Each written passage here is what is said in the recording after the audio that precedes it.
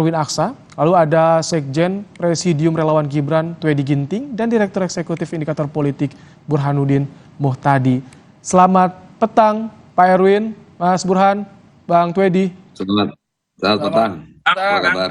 Baik, Pak Erwin, terakhir Pak Erlangga bilang Jokowi dan Gibran sudah masuk keluarga besar Golkar, tinggal tunggu formalitasnya. Ini kenapa soal formalitas ini alot, lama? Ada apa sih Pak Erwin? Saya kira yang pertama, kalau kita melihat kenapa Golkar dan Pak Jokowi dan Mas Gibran dekat, karena kita punya satu kesamaan dalam ideologi, yaitu ideologi karya. Pak Jokowi kan selalu berkarya, ingin membangun, ingin berbuat ya, buat bangsa dan negara. Sama juga dengan Mas Gibran, ya kemarin di Halal Bila Halal Golkar Solo, Mas Gibran datang, ya, dan saya kira cukup dekat. Saya kira kalau kita berbicara urusan formalitas, itu berarti urusan KTA, urusan kedudukan dan sebagainya. Dan kalau saat ini saya kira karena kita belum munas, ya kita belum menentukan pengurus baru, jadi kita menunggu setelah munas nanti seperti apa posisi Pak Jokowi dan Mas Gibran. Jadi saya kira itu yang dimaksud dengan formalitas. Okay. Tetapi kalau hubungan saya kira dekat karena sama-sama kalau kita berbicara ekonomi yang dilibatkan selalu Pak Erlangga, Ketua Umum Golkar. Gitu. Oke, masih menunggu Munas karena tadi disinggung soal posisi kedudukan. Sebelum bahas itu, saya ingin ke Bang Twedi. Kalau dari lawan bagaimana? Apakah juga cerita kenapa sampai sekarang Gibran ini belum juga mutusin gabung parpol mana? Karena banyak yang tertarik nih, Bang Twedi. Terima kasih, Mas. Saya kira posisi Mas Gibran yang sampai detik ini juga belum memutuskan untuk masuk kepada partai yang baru adalah putusan yang bijaksana. Karena apa? Karena kita sama-sama tahu bahwa proses Pilpres 2024 baru saja selesai dengan segala proses dan dinamikanya. Di mana dalam proses itu adalah yang salah satu yang berperan adalah sebagai instrumen demokrasi adalah partai politik. Saya kira partai politik dan seluruh relawan telah mengantarkan Pak Prabowo dengan Mas Gibran menjadi presiden dan wakil presiden terpilih di pada Pilpres 2024. Dan setelah menjadi presiden dan wakil presiden, saya kira Pak Prabowo dan Mas Gibran adalah milik seluruh rakyat Indonesia. Sehingga menurut saya sangat bijaksana sekali putusan Mas Gibran sampai detik ini belum tergesa-gesa untuk masuk partai politik baru, begitu Mas. Tapi kalau sampai sebelum dilantik itu harus sudah gabung parpol atau gimana dari relawan? Idealnya? Idealnya saya kira kita sama-sama tahu bahwa partai politik yang masuk bagian dari koalisi Indonesia Maju itu adalah gabungan partai politik dan banyak sekali begitu. Saya kira kurang tepat juga kalau terlalu terburu-buru juga kalau Mas Gibran masuk ke partai politik. Karena apa? Karena kita sama-sama tahu bahwa Mas Gibran bukan dari kader-kader partai politik yang menjadi partai koalisi Indonesia Maju. Saya kira situasi psikologi partai masing-masing partai juga saya kira harus dijaga. Terkait dengan apakah timingnya Mas Gibran akan masuk salah satu partai baru sebelum atau setelah pelantikan, saya kira sama-sama ideal. Oke.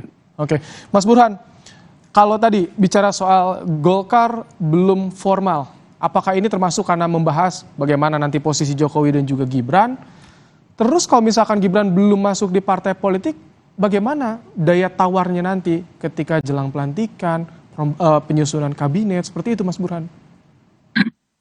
Sebenarnya tidak menjadi persoalan ya terkait dengan apakah Pak Jokowi ataukah Mas Gibran terafiliasi ke partai politik atau tidak. Karena yang menjadi penentu dalam konteks governability itu adalah presiden terpilih nanti Pak Prabowo ya.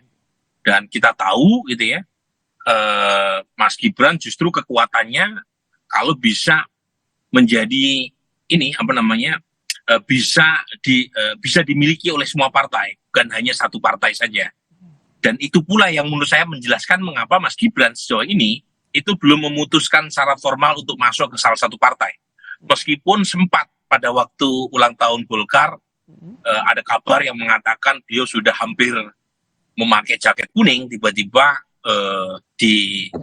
ditunda ya, atau dibatalkan. Tapi poin saya, mungkin Mas Gibran sedang menunggu waktu yang tepat untuk mengambil keputusan mana partai yang paling memberikan semacam tawaran terkait dengan positioning yang lebih kuat gitu ya. Tetapi di sisi lain untuk kali ini memang menurut saya dia sedang mengambil keputusan untuk bisa menjadi milik semua partai.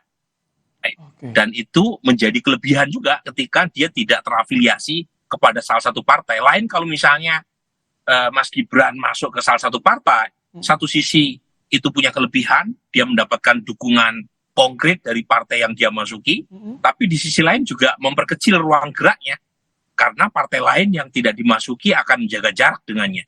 Jadi ada plus minusnya sebenarnya masuk ke dalam satu partai. Oke, Pak Erwin, betul, apakah ketika nanti kalau misalkan Jokowi Gibran masuk Partai Golkar, ada riak-riak di antara parpol koalisi pendukung Prabowo Gibran? Ataupun juga bahkan di internal Golkar sendiri? Saya kira nggak ada. Buat Golkar kita sedang melihat lagi ke depannya, melihat pilkada dan juga pemilu 2029. Kalau kita mendapatkan tambahan kekuatan dari tokoh ya seperti Pak Jokowi, Mas Gibran, ya pasti 2029 Golkar akan semakin mantap, semakin lebih baik ya. Kita menargetkan menjadi pemenang pemilu di 2029. Jadi perencanaannya sudah mulai kita lakukan dari sekarang. Dan bagaimana kita nanti bisa merekrut ya, siapa tahu nanti Pak Jokowi bisa membawa gerbong yang bagus sebagai kandidat untuk pemilu yang akan datang. Jadi Munas Golkar kan baru Desember ya, dan saya setuju apa yang dikatakan Mas Burhan. Yang paling penting sekarang ini posisi Wapres itu nanti harus kuat ya. Seperti diketahui Wapres itu seringkali kalau tidak aktif ya biasanya nggak terlihat apa yang dikerjakan oleh Wapres. Jadi saya harapkan nanti Mas Gibran proaktif ya seperti Wapres Pak JK 2 kali Wapres. Tapi kalau bagi Golkar ini lebih baik Gibran ada di partai politik atau dimiliki semua partai politik? Ya saya nggak tahu, keputusannya kan di Mas Gibran. Buat Golkar kalau ada tokoh yang masuk akan semakin bagus karena Golkar ini terbuka buat siapa saja dan kita di Golkar kan memang terbuka TBK ya, dan kita tidak membatasi dan kita semuanya menyelesaikan masalah dengan musyawarah. Jadi tidak ada pemilik di partai ini. Jadi saya kira kita menunggu ya apakah Mas Gibran, Pak Jokowi ingin bergabung dengan Golkar ya. Apabila serius ya kita tentunya memberikan kesempatan yang baik buat Pak Jokowi dan keluarga. Tetapi sekali lagi bahwa Pak Jokowi dan keluarga sangat nyaman karena Golkar ini sama dengan apa yang menjadi pemahaman Pak Jokowi dalam pembangunannya, karya kekaryaan. Oke, kalau dari relawan, Bang Tuedi, relawan ingin Gibran ini ada di parpol atau justru mendingan dimiliki oleh semua partai politik? Sejauh ini saya kira begini Mas, kita sama-sama tahu bahwa proses yang mengantarkan Pak Prabowo dan Mas Gibran itu menjadi presiden dan wakil presiden adalah gabungan partai politik. Dan di mana Mas Gibran itu merupakan representasi dari keterwakilan dari seluruh partai politik.